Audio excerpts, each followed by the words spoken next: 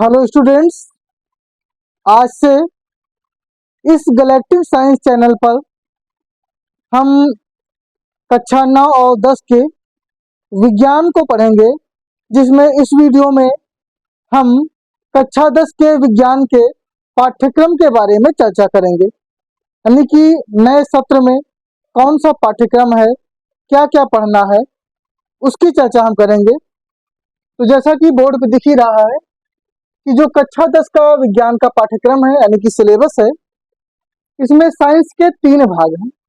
तो किताब में एक अलग क्रम है जिसमें शुरुआत रसायन विज्ञान से होती है, लेकिन यहाँ पर हमने जीव विज्ञान, रसायन विज्ञान और भौतिक विज्ञान इन तीनों को अलग अलग लिखा हुआ है।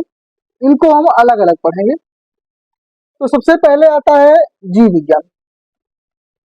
ये जानते ही हैं कि परीक्षा में 70 नंबर के पूर्णांक में 25 नंबर जीव विज्ञान से मिलने, 20 नंबर रसायन विज्ञान से मिलने हैं और 25 नंबर भौतिक विज्ञान से मिलने हैं। लेकिन लिखित पेपर तो 50 नंबर का ही होता है।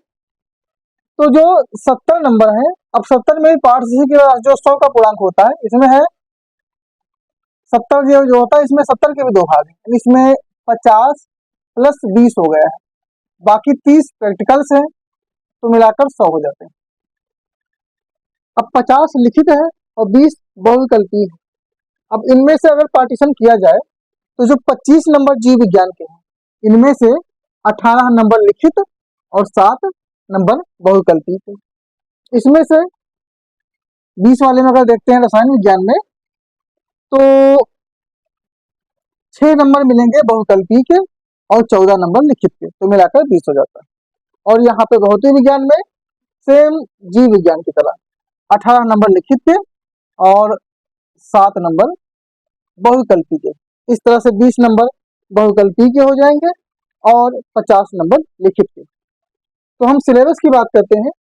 तो जो जीव विज्ञान है, इसमें हमने इसको मुख्य रूप से 8 अध्याय में बांटा है। बाकी किताब के अनुसार पहला पाठ होता है जैव प्रक्रम। तो जो पोषण, श्वसन, परिसंचरण और उत्सर्जन, ये जो 4 पाठ हैं, ये जैव प्रक्रम है। तो जो पहली इकाई है जैव प्रक्रम, इसको हमने 4 पार्ट में अलग अलग विभाजित किया है। तो पहला पार्ट है पोषण। इसमें हम पोषण और पाचन की बातें करेंगे, यानी कि शरीर में हमारे पोषण के लिए, हमारे पाचन के लिए एक पाचन तंत्र होता है। तो इसके अंतर्गत जंतुओं में पाचन तंत्र पढ़ेंगे, पाचक ग्रंथियां, पाचक हार्मोन्स, इन सब के बारे में पढ़ा जाएगा। पौधों में भी पोषण के लिए सबसे मुख्य क्रिया होती है प्रकाश संश्लेषण, जिसके 2 भाग होते हैं, प्रकाशिक अपक्रिया, अप्रकाशिक अपक्रिया। यानी कि पूरे पाठ को अच्छे से पढ़ा जाएगा। तो इस अगले जो चैनल जो अगला वीडियो बनेगा, उस वीडियो में हम पहला पाठ पोषण शुरू करेंगे। तो पोषण हो गया। उसके बाद फिर आता है श्वसन। ये जो भी पाठ है, सब एक दूसरे से संबंधित है और एक क्रम से बनाया गया। जैसे कि श्वसन है, अब श्वसन में सांस लेने से संबंधित बात पढ़ेंगे, यानी कि इसमें श्वसन और श्वासोच्छ्वास, ये 2 मेन बातें पढ़ी जाएंगी। अब हमें जो श्वसन के लिए तंत्र होता है, उसे बोलते हैं श्वसन तंत्र। तो इसमें हम श्वसन तंत्र पढ़ेंगे, श्वसन तंत्र की क्रियाविधि पढ़ेंगे, कैसे काम करता है और कैसे कोशिकीय श्वसन के दौरान 38 एटीपी ऊर्जा का निर्माण होता है, इसको यहाँ पढ़ा जाएगा। फिर श्वसन गुणांक है, यानी कि पहले में पोषण से संबंधित पूरी बात, दूसरे में शरीर में श्वसन से संबंधित पूरी बातें पढ़ी जाएंगी। फिर तीसरा आता है परिसंचरण या परिवहन भी कहते हैं। तो जो परिसंचरण है, इसमें हम रक्त और रक्त के संचार से संबंधित बात पढ़ेंगे, साथ में लसिका भी आती है इसी लेसन में। तो जंतुओं में रक्त और लसिका का जो सिस्टम है, यानी जो परिसंचरण तंत्र हमारे शरीर में है, उसके बारे में पढ़ा जाएगा, उसकी संरचना, उसकी क्रियाविधि। इसके अलावा अन्य बहुत सारे टॉपिक्स हैं, जैसे कि हमारा रक्त वर्ग, रक्तदाब, ये सब बातें यही में पढ़ जाएंगी इसी पाठ में। रक्त की संरचना, इसको भी यहीं पे क्लियर किया जाएगा। और बाकी जंतुओं में भी तो है ही, और पौधों में भी परिवहन पढ़ा जाएगा। अब उसके बाद आता है उत्सर्जन, चौथा पाठ। तो उत्सर्जन में शरीर के जो वर्ज्य पदार्थ होते हैं उन्हें शरीर से निकालने के लिए उत्सर्जन तंत्र हमारे शरीर में होता है। तो उत्सर्जन तंत्र पढ़ेंगे, उसकी संरचना को, उसकी क्रियाविधि को। इस पाठ में भी पढ़ा जाएगा रक्त की सफाई कैसे होती है। जैसे कि परिसंचरण है, तो परिसंचरण पाठ में ये पढ़ते हैं कि हमारे शरीर में जो अशुद्ध रक्त है वो शुद्ध कैसे होता है। और जबकि उत्सर्जन में ये पढ़ते हैं कि हमारे शरीर में जो खून है यानी रक्त है, रक्त में जो गंदगी है वो साफ कैसे होती है। तो रक्त की सफाई, मूत्र का निर्माण, ये सारी बातें पढ़ी जाएंगी। इस प्रकार से जैव प्रक्रम के 4 पाठ आते हैं। अब इसके बाद जो 5वां पाठ है वो है नियंत्रण एवं समन्वयन। ये बहुत ही महत्वपूर्ण पाठ है। इस पाठ में विशेष रूप से हम अपने मस्तिष्क के बारे में पढ़ते हैं। ये इसमें आता है तंत्रिका तंत्र, क्योंकि तंत्रिका तंत्र ही हमारे शरीर की क्रियाओं पे नियंत्रण करता है और हमारे शरीर की क्रियाओं को समन्वयित करता है। इसके लिए तंत्रिका तंत्र, उसके भागों को पढ़ा जाएगा। इसमें प्रतिवर्ती क्रिया, प्रतिवर्ती चाप, तंत्रिका कोशिका, ये भी इसी में कवर किया जाएगा। फिर हमारे जो कुछ स्रावी ग्रंथियां होती हैं जिनमें बहिस्रावी और अंतःस्रावी ग्रंथियां होती हैं, तो उनके बारे में पढ़ा जाएगा। फिर हमारे शरीर में बहुत सारे हार्मोन्स निकलते हैं जो नियंत्रण व समन्वयन में महत्वपूर्ण भूमिका निभाते हैं। तो हम उन हार्मोन्स को पढ़ेंगे, यानी जंतु हार्मोन्स को। इसके अलावा पौधों में 5 हार्मोन होते हैं, जिनमें से 3 वृद्धि हार्मोन होते हैं और 2 वृद्धि नियामक हार्मोन होते हैं। तो ये सारी बातें इस नियंत्रण एवं समन्वयन पाठ में कवर की जाएंगी। इसके बाद 6वां पाठ बहुत ही महत्वपूर्ण पाठ है, जीव जनन कैसे करते हैं। जैसा कि जानते हैं कि संसार में जितने भी प्राणी हैं सब जनन का ही नतीजा है। तो इसमें हम जनन के बारे में पढ़ेंगे, जनन क्या होता है, जनन क्यों जरूरी है। फिर जनन में से 2 प्रकार होते हैं, लैंगिक जनन, अलैंगिक जनन, इसको पढ़ा जाएगा। ये जंतुओं में भी पढ़ेंगे और पौधों में भी पढ़ेंगे। जंतुओं में यौवनारंभ पढ़ा जाएगा। फिर जनन से संबंधित बीमारियां, उनसे रोकथाम, परिवार नियोजन, जनसंख्या विस्फोट आदि कई सारे टॉपिक इसके अंदर कवर किए जाएंगे। और भी जैसे कि प्लेसेंटा, मासिक धर्म, तो ये सब इसी में पढ़ा जाएगा। फिर 7वां पाठ आता है आनुवंशिकता। तो आनुवंशिकता के बारे में पढ़ा जाएगा। आनुवंशिकता जानते ही हैं कि आनुवंशिकता क्या होती है, कि एक पीढ़ी से दूसरे पीढ़ी में लक्षणों का स्थानांतरण होता है, इसे वंशागति भी कहते हैं। इसमें वंशागति और विभिन्नता के बारे में पढ़ेंगे। मेंडल का आनुवंशिकता में क्या योगदान है, उन्होंने कौन से नियम दिए हैं, उनके नियमों के अपवाद क्या क्या हैं, तो ये सारी बातें इसमें पढ़ी जाएंगी। और फिर लिंग निर्धारण। फिर लास्ट में जो 8वां पाठ है वो है हमारा पर्यावरण। इसमें पर्यावरण से संबंधित बातें पढ़ेंगे। पर्यावरण में आने वाली बहुत सारी समस्याओं के बारे में पढ़ेंगे, जैसे कि अम्ल वर्षा, ओजोन क्षरण, ग्रीन हाउस प्रभाव, वैश्विक तापन, इनके बारे में।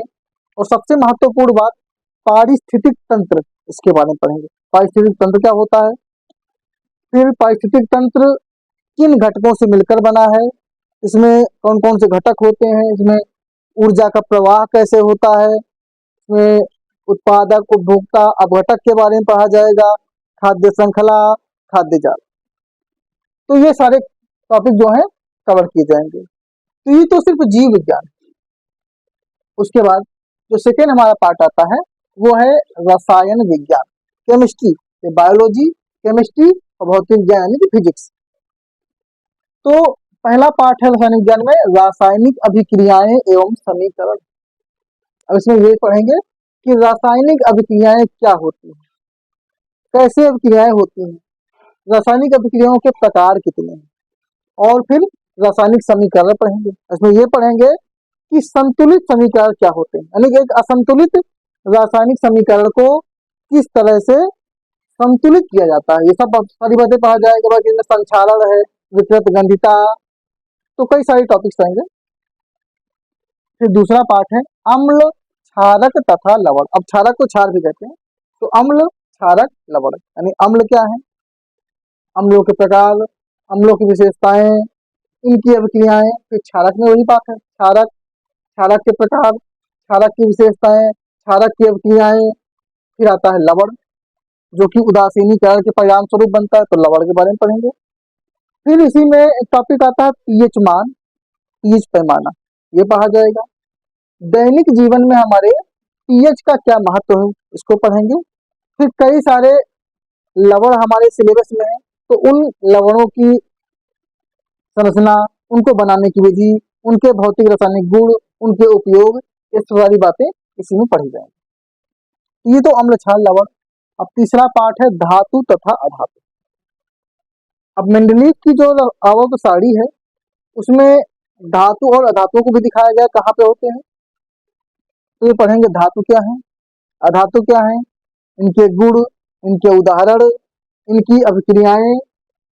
साथ में ये पढ़ा जाएगा कि धातुओं का निष्कर्षण कैसे करते हैं, यानी कैसे हम पृथ्वी से धातुओं को प्राप्त कर लेते हैं। फिर आयनिक यौगिक। तो इसी तरह के कई सारे टॉपिक्स, कई सारी इसमें से वात्या भट्टी, परावर्तनी भट्टी, ये सब बातें इसी में आएंगी। अब चौथा पाठ कार्बन तथा इसके यौगिक, पूरे रसायन विज्ञान की जान, सबसे बड़ा पाठ और सबसे महत्वपूर्ण पाठ, यानी ये एक इकलौता पाठ इन तीन पाठों पर भारी पड़ता है। कार्बन, तो कार्बन क्या होता है, कार्बन पढ़ेंगे। ये जानते हैं कार्बन एक तत्व है। अब कार्बन और कार्बन के यौगिक, जैसे कुछ होते हैं कार्बनिक यौगिक, कुछ अकार्बनिक यौगिक, कार्बन की प्रकृति कैसी होती है ये पढ़ा जाएगा। फिर इसमें विद्युत रासायनिक श्रेणी, तो विद्युत रासायनिक श्रेणी पढ़ेंगे, उसका महत्व पढ़ेंगे। इसके अलावा सबसे महत्वपूर्ण चीज IUPAC नामकरण, ये पढ़ा जाएगा। और फिर इसमें क्रियात्मक समूह है, फिर इसी में एथेनॉल, एथेनोइक अम्ल, इनके बारे में पढ़ेंगे। साबुन, साबुनीकरण, अपमार्जक, तो कई सारी बातें आएंगी, तो ये सब इसी के अंदर कवर की जाएंगी। तो अभी सिलेबस बता रहे हैं, बाकी अगले वीडियो से स्टेप वाइज एक एक टॉपिक को कवर कराएंगे। तो जीव विज्ञान हो गया, रसायन विज्ञान। अब आते हैं भौतिक विज्ञान। और भौतिक विज्ञान में सबसे मेन चीज होते हैं न्यूमेरिकल्स, यानी आंकिक प्रश्न, यानी सवाल। तो इसमें ये मान सकते हैं कि 50% न्यूमेरिकल्स पे डिपेंड होते हैं फिजिक्स। अब इसमें पहला पार्ट है प्रकाश का परावर्तन। तो सबसे पहले ये पढ़ेंगे प्रकाश क्या है, प्रकाश के गुण, तब आएंगे प्रकाश के परावर्तन, परावर्तन पढ़ेंगे। फिर परावर्तन के बाद इसमें आते हैं गोलीय दर्पण। तो गोलीय दर्पण, गोलीय दर्पणों के प्रकार, उनसे प्रतिबिंबों का बनना, ये सारी बातें इसी के अंदर कवर की जाएंगी। फिर दर्पण का सूत्र, रेखीय आवर्धन, दर्पण के उपयोग, फिर बहुत सारे न्यूमेरिकल से आएंगे।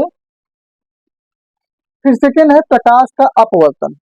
इसमें ये पढ़ेंगे अपवर्तन क्या होता है, अपवर्तन, अपवर्तनांक, अपवर्तन के नियम, जैसे यहाँ पे होता है परावर्तन के नियम, वैसे यहाँ पे अपवर्तन के नियम। यहाँ पे परावर्तन जो होता है वो गोलीय दर्पण में अप्लाई होता है, अपवर्तन गोलीय लेंस में अप्लाई होगा। तो यहाँ पे गोलीय लेंस पढ़ेंगे, गोलीय लेंस, उनके प्रकार, फिर लेंसों द्वारा अपवर्तन कैसे होता है, लेंस के सूत्र, यहाँ भी रेखीय आवर्धन आएगा, लेंस की क्षमता, इसमें भी न्यूमेरिकल्स हैं। तो ये सारी बातें इसके अंतर्गत पढ़ी जाएंगी। फिर तीसरा पाठ आता है मानव नेत्र।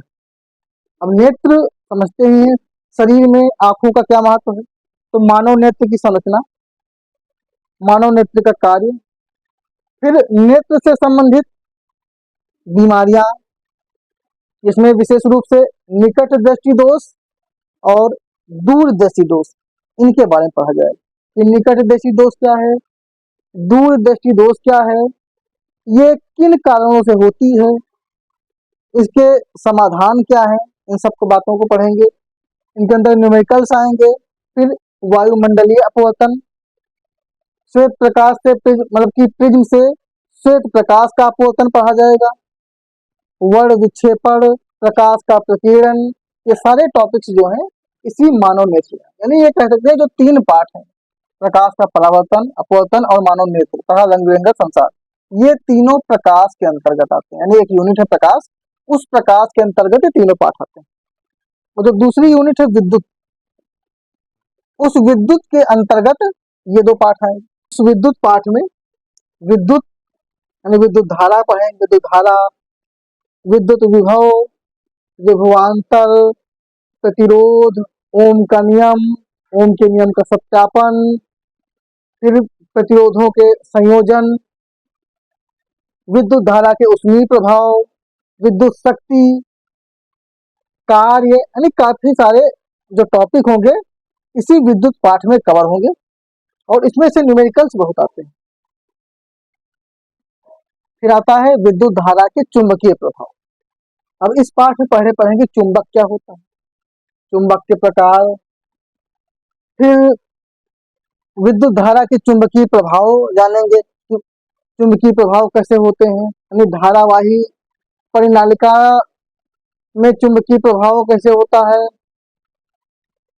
और विद्युत धारावाही चालक में चुंबकीय प्रभाव कैसे पड़ता है, फ्लेमिंग के बाएं हाथ का नियम, विशिष्ट धारा, प्रत्यावर्ती धारा, घरेलू विद्युत परिपथ, विद्युत चुंबकीय रेखाएं और इनसे संबंधित न्यूमेरिकल्स, ये सब इनमें कवर किए जाए। तो इस तरह से देखा जाए तो कुल हो जाते हैं 17 पाठ, 8, 4 और 5। तो ये 17 पाठ हैं, ये इसी गैलेक्टिक साइंस चैनल पर प्रतिदिन सुबह 8:05 पर अपलोड किए जाएंगे। तो आज का वीडियो यहीं पे समाप्त करते हैं। बाकी अगले वीडियो से जीव विज्ञान का पहला पाठ पोषण की शुरुआत करेंगे।